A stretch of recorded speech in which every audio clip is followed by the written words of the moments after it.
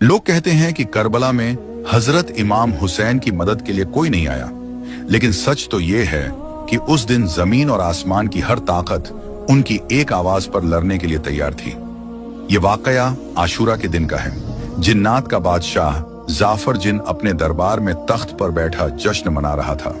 उसे इस बात की खबर ही नहीं थी कि करबला में नबी के घराने पर क्या बीत रही है।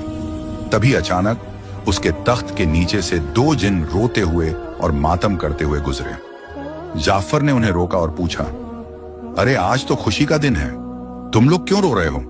उन जिन्नात ने रोते हुए जवाब दिया, ऐ बादशाह, आपको खबर नहीं, अभी हमारा गुजर यानी करबला की जमीन से हुआ। वहां हमने देखा कि रसूल अल्लाह के प्यारे नवासे हुसैन इब्ने अली खून में लथपथ हैं।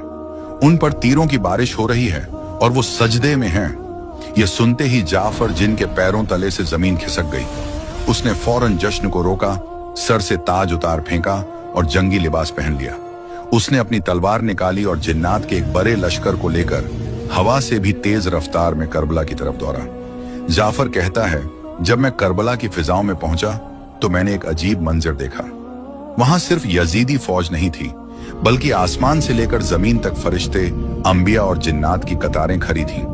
वो सब अपनी बारी का इंतजार कर रहे थे कि इमाम हुक्म दें तो वो दुश्मनों को खत्म कर दें। भीड़ इतनी थी कि जाफर को रास्ता नहीं मिल रहा था। तभी इमाम हुसैन ने नजर उठाई और पुकारा, जाफर मेरे पास आओ।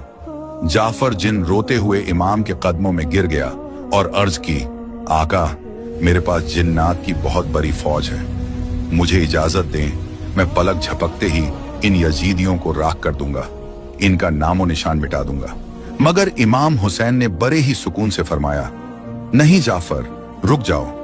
अगर मैं चाहूं तो एक इशारे में दुनिया पलट दूं, लेकिन मैं अपने नाना के दीन को बचाने के लिए और अपने रब की रजा के लिए यह सब्र कर रहा हूं। मुझे अपने अल्लाह की मर्जी प्यारी है। तो दोस्तों, याद रखना, करबला में इमाम हुसैन बेबस नहीं थे।